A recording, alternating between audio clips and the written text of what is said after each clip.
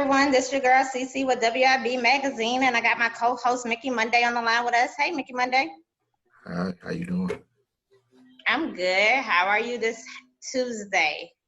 I'm doing, I'm doing pretty good. Just staying away from a lot of social media now just because of the recent events. But aside from that, I look forward to doing this interview today and some others. So, there's always that too. So, yeah. I know. We got my boy, my homie. He got to wear many hats. He's a producer, an artist, an actor, and many more.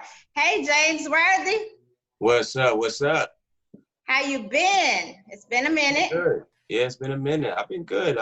Just staying safe out the way, but staying busy at the same time. You got to keep it moving. Awesome. Well, I see you dropped that new video, This Wave, that I helped on. I'm excited. Yeah, man, we had to throw that out there. Well, tell us about that song. Yeah, so This Wave is a single off my my last EP, Kaleidoscopes, which features True Hurts. And, it's like a sexy record, just letting whoever you with, letting them know, hey, I got this wave, you need to hop on it, real sexy vibe, R&B. Okay. Well, your music is a sexy vibe. What you talking about? That's what it's for. Okay. So just kind of keeping on the same topic, Kaleidoscopes, right? It came out in January, if I'm not mistaken. Yeah. So what was the concept behind that project and how it all came together? Well, it's my sophomore project, coming right after Blue Leisure, which was my debut EP of 2019. And, I just wanted to kind of course, create another body of work. But, with this one, it was more detailed and showing people who I am, not only as an artist or a growing artist, but more as a person, more stories, more intellectual writing and more collaborations too. So working with artists that I hadn't really worked with before besides True Hurts on that project. So it was a dope experience. Okay, that's what's up. So now that project is out and you have your single, also, I know you did a song with Corrupt and Yip. Yeah. Okay, how did that happen too? Were you guys already cool? Man, shout out to those dudes, man. I met Corrupt probably about a month ago. Mm-hmm. And I met him through, a good friend of mine. Her name is Lisa. And, she just kind of put us together, man. And she told me, Corrupt was working on a new project. And, he wanted to work with me. So it was kind of mutual, Whenever I work with people, the relationship has to be mutual. And, there's a, firm understanding of what we want to do. So that's basically what it was. And he had the idea to put Gip on the record, and we just made it happen. Okay, that's beautiful. Yeah, man. So it was dope.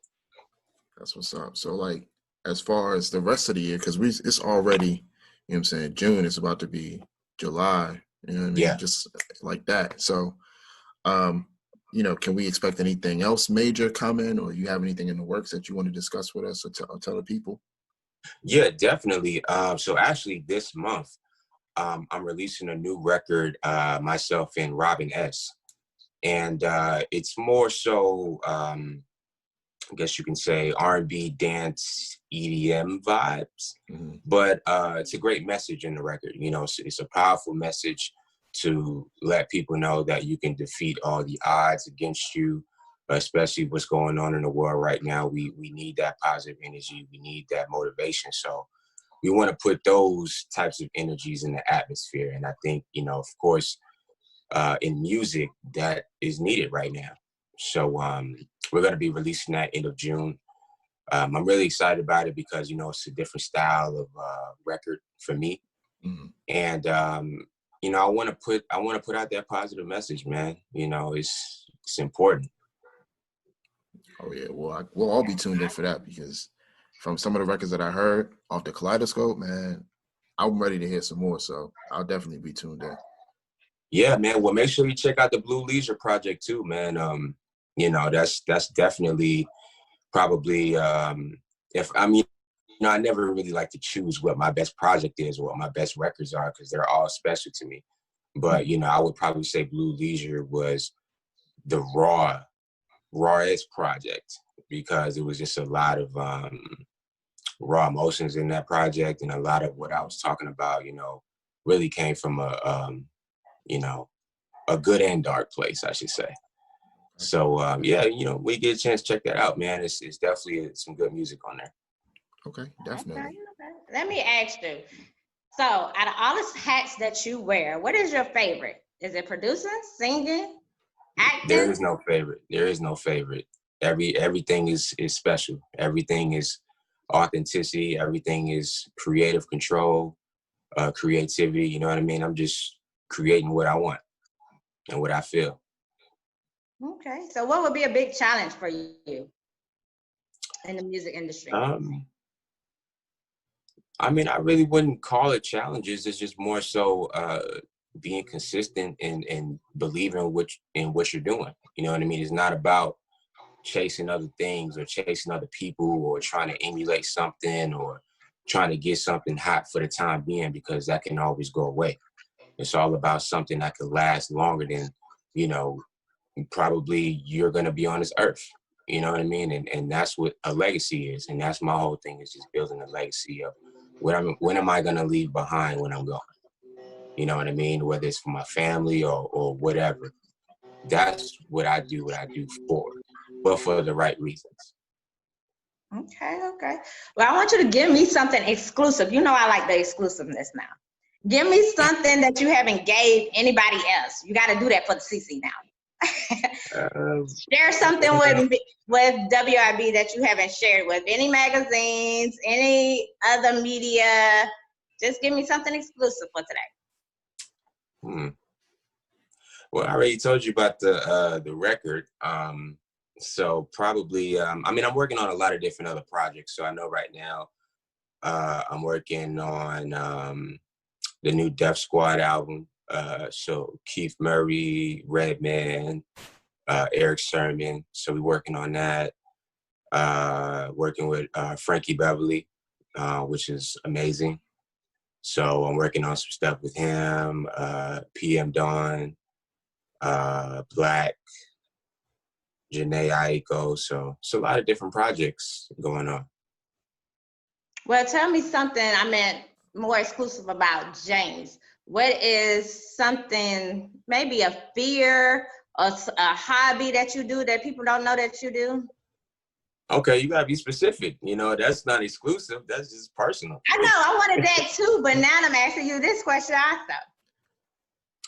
A lot of people don't know. I love sushi. A lot of people don't know that I'm a cook. A lot of people don't know that. Let me see.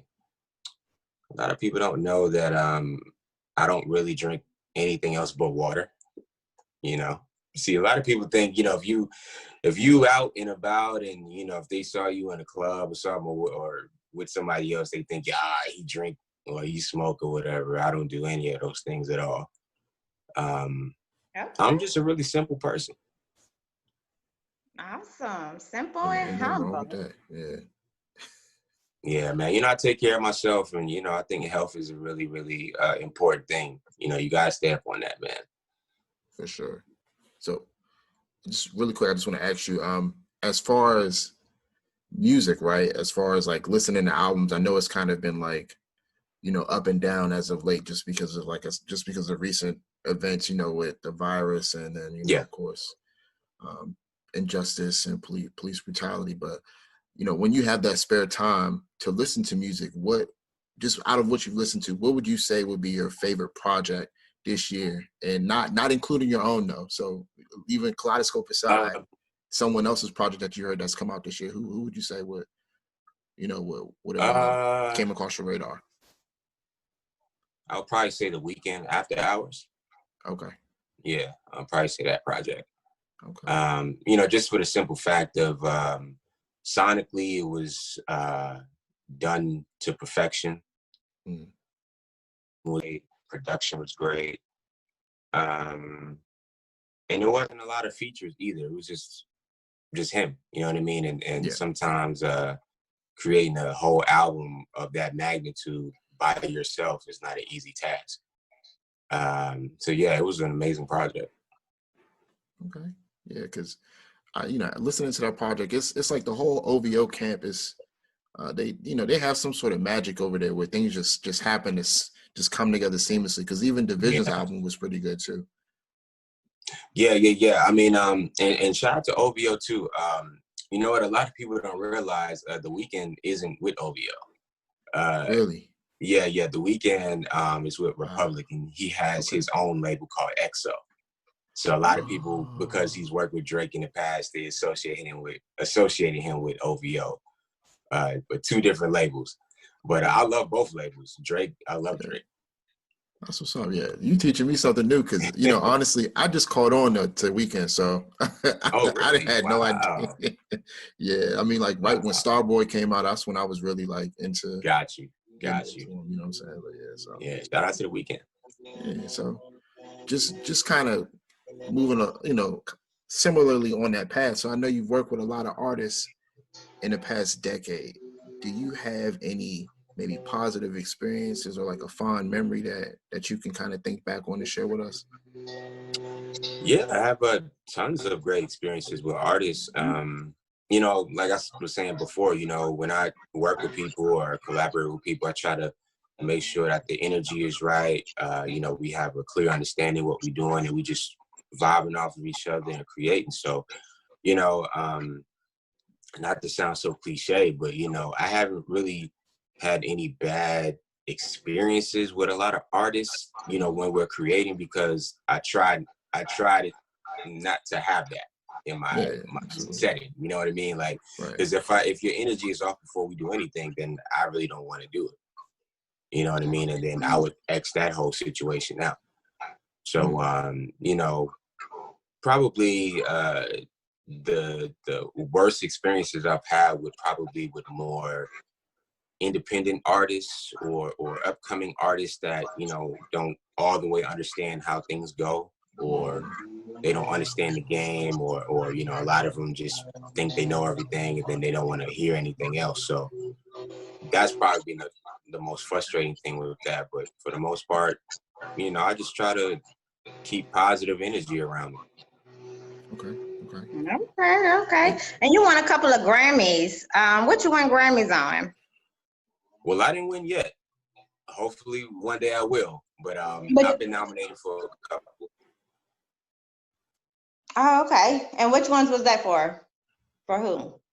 Those were for Justin Bieber, a guy by the name of Trevor Wesley, and another group named Rockhead.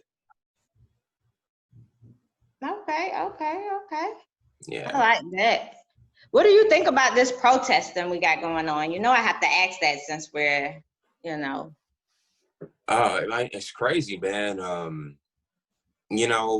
kind of said it on my Instagram earlier, I was trying to let people know that it's hard to, stay creative and stay in a good space when you see all of this stuff going on, all this corruption and all this violence, and just all for hatred.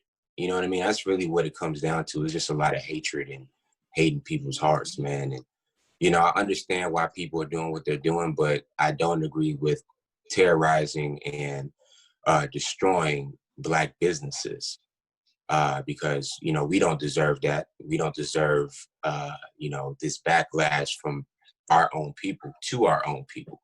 You know what I mean? We have to attack those who are killing us in the right places. You know what I mean? And just destroying stuff because we're upset is not the way. I agree with that. Yeah. If you could change something, what I seen this on someone's page, and a couple of other races was like, what would y'all ask them to do? Like, what would you want to change, or what would you want them to actually do? You know what I'm saying? To help out with Well, this. I mean, first of all, we got to come together and create our own things. You know what I mean? We can't rely on white supremacy and white corruption and government to tell us what we need to be doing and what we need to purchase and how we need to live our lives and all this other stuff, because that's been going on for years and we're still suppressed. We can say that things have changed and things have gotten better, but in all actuality, that was just, to stabilize some things. It never went away. So we have to support each other and uplift each other instead of killing and fighting each other. Because sometimes, the truth be told, yeah, these white people are killing us, but we've killed each other as well. And for what? That's the question. So what are we going to do to change that?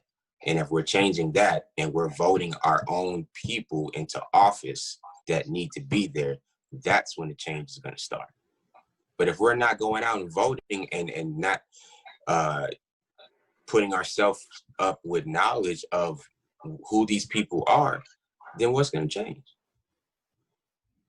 I get it. I agree. Absolutely.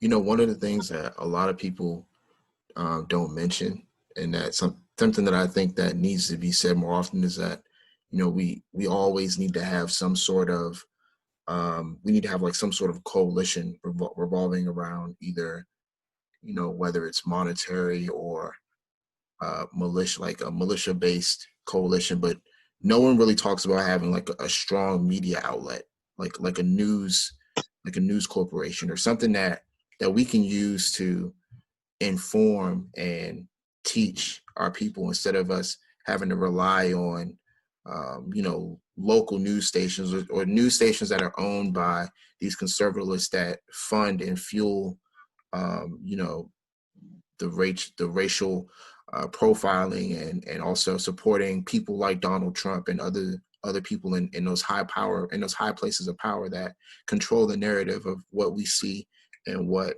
our generations to come will also be exposed to. Yeah, it's important. We like I said before, it goes back into us having our own and owning it. Mm-hmm. You know what I mean? And media, business, everything in those categories, we need to have our own. The biggest thing in America that we don't have is ownership. Right. Okay. Well, I'm gonna come back to music. Do you think that it's better to be independent or be with a label?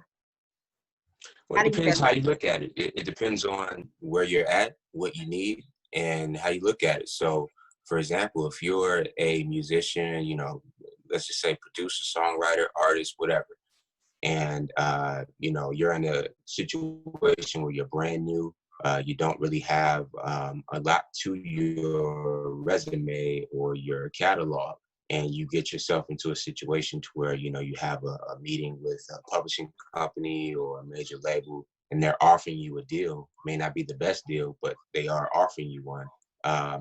You really don't have much to lose at that point.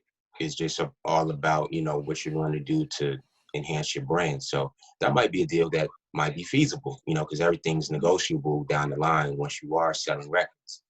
But if you're an artist that does have records and you have a catalog and you have sustainability with that catalog, then you may not want to give up that ownership of that catalog, because they will take some ownership. And that deal may not be the best deal for you, even though, let's just say, they're giving you a good amount of advance money or whatever.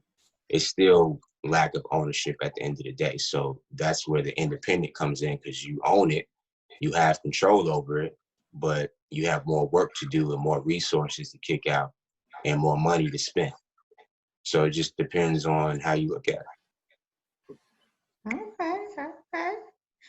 Well, Mickey Monday, you got any other questions before I go into WIB trivia? Yeah, I got another question. Just listening to what you were saying just a couple moments ago. Being a producer, right, and being behind the boards, but also having that ability to songwrite and perform records. Do you find it difficult to step from behind the boards and, you know, more so like perform live or do anything, you know, in an open space? Or do you just find yourself being more comfortable just recording tracks and like, you know, just kind of putting your art out there just for people to you know, to be able to take in? No, not at all. It's never been hard for me at all. Really, I enjoy it because again, everything is about creativity with me. So, you know, being a recording artist and doing live shows and touching people is just another form of expression for me. So, you know, if I'm going to be recording records and putting them out to my audience, then yeah, people will want to see that live. People will want to see that experience. So I enjoy that. You know, sometimes, you know, it can be difficult because of the maintenance that you have to do, you know, within, you know, your voice and your body and your health. You know, that's why I don't do a whole bunch of crazy things, because you have to keep that health intact. Especially now, you know, we could be sitting around and smoking weed all day, drinking all day, just to subside, you know, what's going on right now. But, you know, we got to be smart about that. So for me, you know, I take my health very seriously. So, you know, when it comes to my artistry, you got to be on point. Okay, okay. Sure. Well, I got a trivia question for you. Now, I think you were signed to Sony before. I can't. Yeah, some years ago. Mm-hmm. Okay, so if you could sign with one of these labels, which one would you choose and why? Would it be Warner, Atlantic, or Universal? It would probably be Warner. For the simple fact of they're more so interested in building artists, more so long-term investment. So, you know, I would take that any day over, you know, any company that doesn't have longevity with their artists. So I would probably say Warner would probably be the first choice. Okay. Mickey Monday. Okay. Yeah. So I know you're from New York and you moved to Atlanta. Mm-hmm. But growing up in New York, you were kind of known for being more eclectic and not really following, you know, what everybody else is doing. Kind of what you were talking about earlier about being authentic. So my question to you would be, what was your first album that you ever owned, and how did that album kind of mold you into the person that you are today? First album, I think it was probably Tribe Called Quest, Midnight Marauders. Okay. And at the time, you know, I believe that was their third album. They had just came off of the Low End Theory. And that was a time where they more so introduced jazz into hip hop, you know, to mainstream. And I just thought that was so tight. And, you know, just a whole new wave of sound, you know, for not only hip hop, but just music, you know. So when Midnight Marauders came around, just the samples that they chose and how they arranged the records and infused so many different things, you know, on top of jazz, you know, just other different genre techniques. It was just fresh to me, you know, when I first heard it. You know, it was definitely fresh. Classic album, classic songs. So I mean, Tribe has always been my favorite hip hop group of all time. So I mean, Most definitely. you know, No, that's actually the reason. I was gonna say the actual reason I'm into music too, so I'm with you on that for sure. Yeah, man. Shout out to Tribe. Absolutely. Okay, and rest in peace to Fife Dog. Yeah, rest in peace to Fife. Yeah. Okay. Well, I want to say congratulations on everything you got going. You know, I'm one of your fans over here. I appreciate it. You stay on my Pandora, especially when I be riding. I be like, James finna come on. That's love. That's love. I appreciate that. Yes, but thanks for interviewing with us today. Can you tell everybody you what guys are welcome, man. Thank I appreciate you guys having me. Yes. Where can everybody follow you at? Yeah, so everybody can follow me all social media at King James Worthy, all one word. And you can find all my music on all platforms. And a lot of stuff coming up, man. if you haven't seen the This Wave video, make sure you check it out on YouTube. And a lot of other videos and content coming soon. So stay on the lookout. Okay, Perfect. okay. Well, thanks for everything you've done too, because you know you've been a big motivator to me. And thanks for letting me help out on your project. So Oh no, it's all good. It's all good, man. I appreciate the help. Appreciate the love, man. You know, we just gotta uplift each other, man, especially right now. I know. 100%. Well, you enjoy the rest of your day. All right, y'all. Y'all be safe. Thanks, man. You too. All right. Peace.